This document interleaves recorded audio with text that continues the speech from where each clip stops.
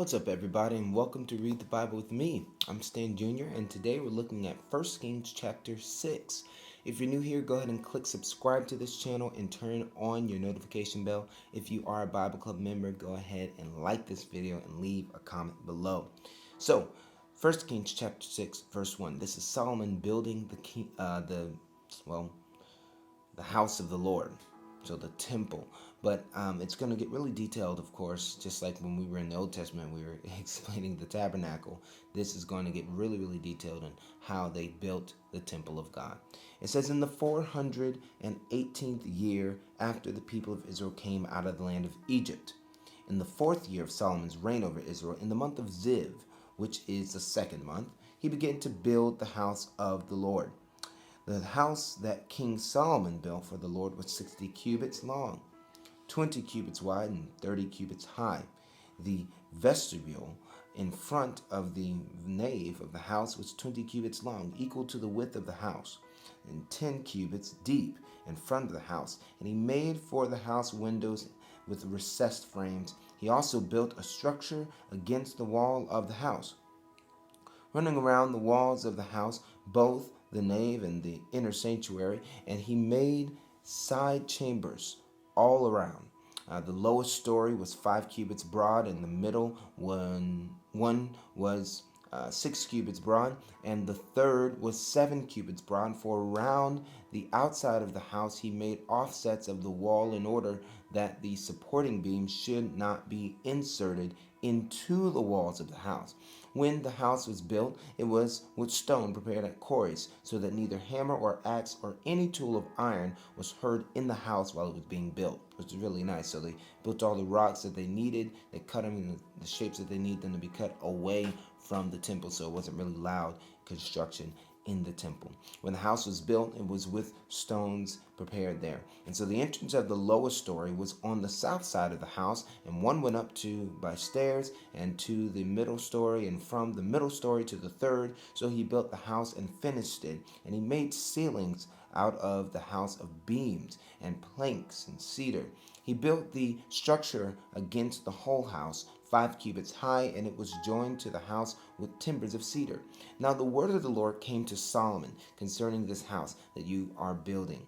If you walk in my statutes and obey my rules and keep all my commandments and walk in them, then I will establish my word with you, which I spoke to David your father, and I will dwell among the children of Israel, and I will not forsake my people Israel. So Solomon built the house and finished it.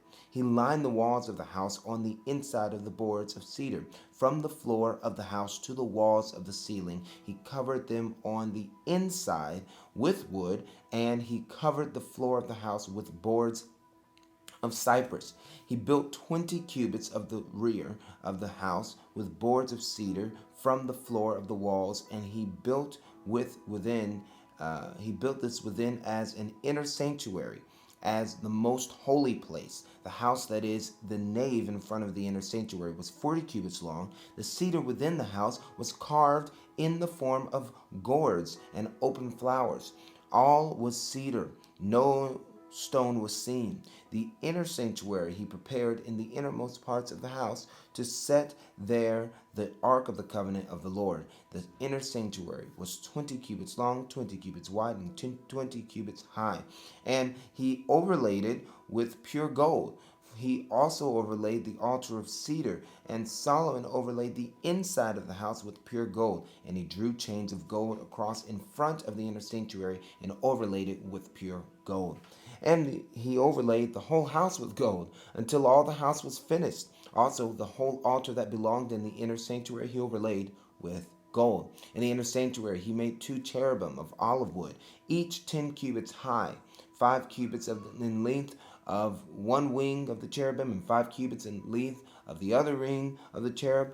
It was 10 cubits from the tip of one wing to the tip of the other. The other cherubim was also measured in 10 cubits. Both cherubim had the same measure and the same form. The height of one cherubim was 10 cubits, and so was that of the other cherubim.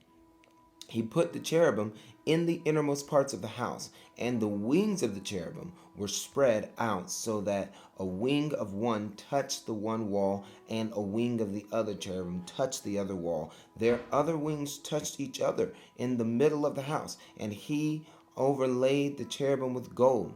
Around all the walls of the house he carved engraved figures of cherubim and palm trees and open flowers. In the inner and outer rooms, the floor of the house he overlaid with gold in the inner and outer rooms. For the entrance to the inner sanctuary, he made doors of olive wood. The lintel and the doorposts were 5-sided. He covered the 2 doors of olive wood with carvings of the cherubim, palm trees, and open flowers. He overlaid them with gold and spread gold on the cherubim and on the palm trees. So also he made for the entrance to the nave doorposts the olive wood in the form of a square, and 2 doors of the cypress wood, and 2 leaves of the one door were folding, and 2 leaves of the other door were folding.